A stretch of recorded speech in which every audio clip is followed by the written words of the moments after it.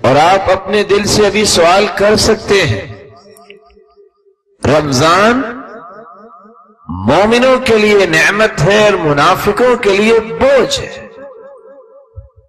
ہر شخص اپنے ایمان کو ٹٹول سکتا ہے۔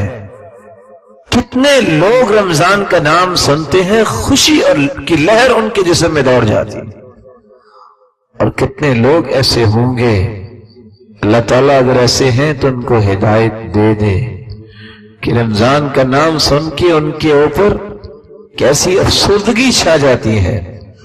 اور رمضان کے مہینے میں وہ کہتے ہیں کہ کتنی جلدی ہو رمضان ختم ہو، اور مومن یہ خواہش کیا کرتے تھے جن کو سلف صالحین کہتے ہیں کہ یا اللہ اگر تو رمضان کے 2 مہینے بنا دیتا تو کتنا اچھا تھا، لیکن اللہ تیرے فیصلے ہیں، ہم تیری عبادت سے سیر نہیں ہو سکے۔ رسول اکرم صلی اللہ علیہ وسلم نے فرمایا اضلکم شہرکم هذا بمحلوف رسول اللہ صلی اللہ علیہ وسلم ما مر على المسلمين شهر هو خير لهم منه ولا يأتي على المنافقين شهر شر لهم منه۔ 12 مہینوں میں سب سے زیادہ خوشی کا مہینہ مومنوں کے لیے وہ رمضان کا ہوتا ہے، اور منافقوں کے لیے رمضان المبارک کا مہینہ سب سے زیادہ افسردگی کا ہوتا ہے۔ نہ کھل کے یہ کھا سکتے ہیں، نہ کھل کے یہ اپنی خواہشیں پوری کر سکتے ہیں، بوجھ ان پہ ہوتا ہے، روزہ بھی بوجھ، نماز بھی بوجھ، اور اللہ معاف فرمائے رات کا قیام بھی بوجھ۔ اور حالت یہ ہے کہ منافقوں کے بارے میں حدیث کے الفاظ ہیں اثقل الصلوات ان اثقل الصلوات علی المنافقین صلاة الفجر وصلاة العشاء۔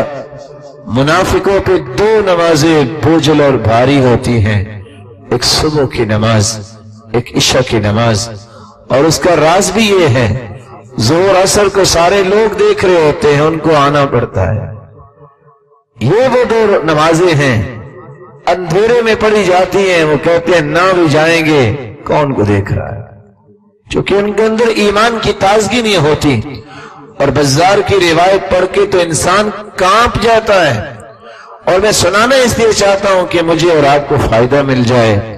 الذین تثاقلت رؤوسهم عن الصلاة، صبح کے وقت اور عشاء کی نماز کے وقت جس کا سر بھاری ہو جائے، یہ منافق ہونے کی نشانی ہے۔